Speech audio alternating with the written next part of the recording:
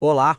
Hoje a gente vai mergulhar fundo em uma profecia muito antiga que, dizem, conseguiu mapear o futuro dos grandes impérios mundiais. Tudo a partir de um único sonho. É uma história fascinante sobre poder, sobre reinos que sobem e que caem, e que talvez até dê uma pista sobre o fim da história como a gente conhece. E a pergunta que fica é: será que isso é possível? Um sonho de um rei de milênios atrás poderia mesmo conter um tipo de roteiro para o surgimento e a queda de nações séculos antes de tudo acontecer? Bom, é isso que a gente vai investigar agora. Para começar, a nossa história nos leva para o coração de um dos impérios mais poderosos que já existiram, a antiga Babilônia, governada pelo famoso rei Nabucodonosor. Pensa só na cena. O homem mais poderoso do mundo na época tem um sonho. Um sonho tão forte, tão perturbador, que a mente dele simplesmente bloqueia a lembrança. Ele sabe que era algo muito importante, mas não consegue lembrar o que. E isso, claro, acaba gerando uma crise gigantesca no reino inteiro. E o rei não estava mesmo para brincadeira. Ele chama todos os seus conselheiros, os sábios do reino, e dá um ultimato que parecia impossível. Ele não queria só interpretação. Primeiro, eles tinham que adivinhar qual tinha sido o sonho. A pressão era máxima. A vida deles estava em jogo. Mas não adiantou nada. Toda a sabedoria humana da Babilônia falhou. Os conselheiros do rei simplesmente admitiram a derrota. Eles disseram: "Rei, o que o senhor está pedindo, nenhum ser humano consegue fazer." E com isso, todos eles estavam prestes a enfrentar a fúria do rei. É nesse momento de tensão que o nosso protagonista entra na história. Daniel, um jovem hebreu que vivia ali como cativo, se apresenta. E o interessante é que ele não chega dizendo que é o mais esperto. Pelo contrário, ele diz que tem acesso a um Deus que revela segredos. E ele promete ao rei a resposta que ninguém mais podia dar.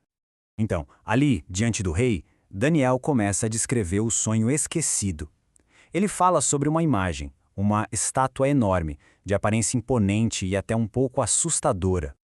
A revelação começa de cima para baixo. A cabeça da estátua, que representava o ponto mais alto de poder e de glória, era feita do metal mais valioso que existia, ouro puro, brilhante.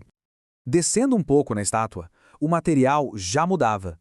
O peito e os braços eram de prata. Também um metal muito forte, muito valioso, mas já um pouco inferior ao ouro da cabeça. A progressão continua. A parte da barriga e das coxas era de bronze polido. Aqui já fica bem claro um padrão, né? Cada parte da estátua é feita de um metal de valor menor, mas que talvez seja até mais rígido. Por fim, a base. A estátua se apoiava em pernas de ferro, um metal que passa aquela ideia de força bruta, de poder que não dá para quebrar. Só que a fundação mesmo, os pés, era uma mistura bem estranha e frágil de ferro e barro. Uma base perigosamente instável para uma imagem tão grandiosa. Ok, com o sonho finalmente revelado, Daniel passa para a parte mais importante, o que tudo aquilo significava. Ele explica que a estátua não era só uma imagem qualquer, mas sim um mapa profético da história do mundo. E a interpretação é direta. Cada metal representa um grande império mundial. A cabeça de ouro é a própria Babilônia de Nabucodonosor. A prata simboliza o Império Medo-Persa, que veio logo depois. O bronze seria o Império Grego de Alexandre o Grande. As pernas de ferro representam o poder esmagador do Império Romano, e os pés de ferro e barro, a sua futura divisão. A mensagem para o rei era muito clara. Daniel diz basicamente: "Rei, o senhor é essa cabeça de ouro." Mas ele continua, explicando que depois dele viria outro reino, inferior, e depois um terceiro e um quarto, traçando uma sequência exata e segundo a profecia inevitável do poder mundial. E a profecia dá uma atenção especial aos pés. O ferro, a gente já viu, representa a força do Estado romano.